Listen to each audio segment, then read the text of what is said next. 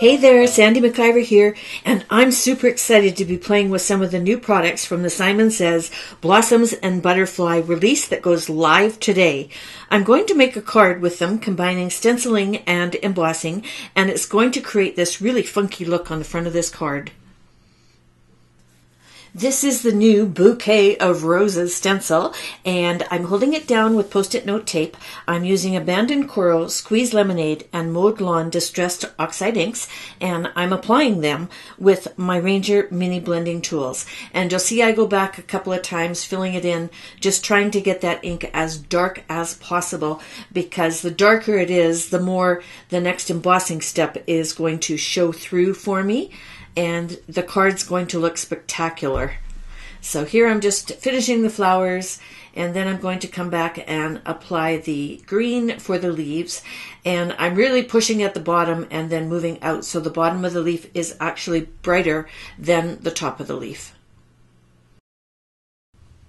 Once you're happy with your colors, you want to heat set this and get it as dry as possible so that the embossing powder doesn't stick to the ink.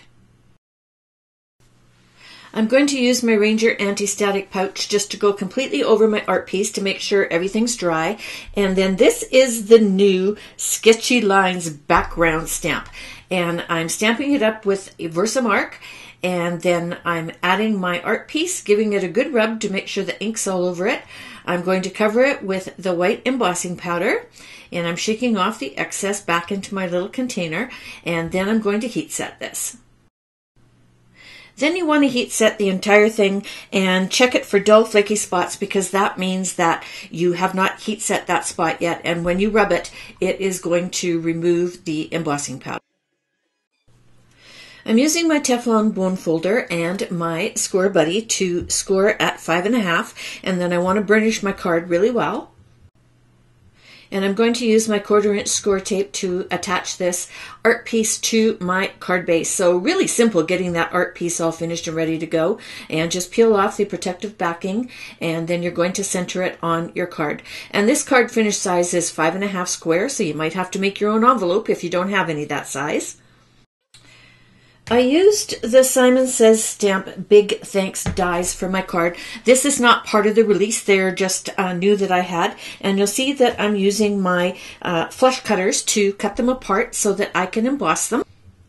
And I used the Simon Says Messages for Everyday stamp set for the black sentiment that I white embossed. So now I'm using the Gina Connect glue on the back of the white piece, and then I'm going to lay it over top of the thicker black one.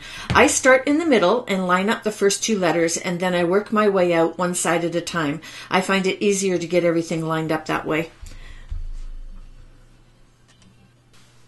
So I'm working on my glass mat, and I'm going to use a ruler so that I get my sentiments on there straight. And I've got foam tape on the back of all of the pieces, so just lining up that little guy and putting it down, and then I can actually use it to put the extra word right on top, and then it's nicely lined up. My final embellishment is 3 of the big sequins from the Butterfly Kisses, also from Simon Says Stamps, but not part of this release. All finished. Isn't it cool? I love that it's got that crosshatch look all over it. So I've listed all the supplies I used underneath the video here, and you can also click over to my blog and download a free PDF file.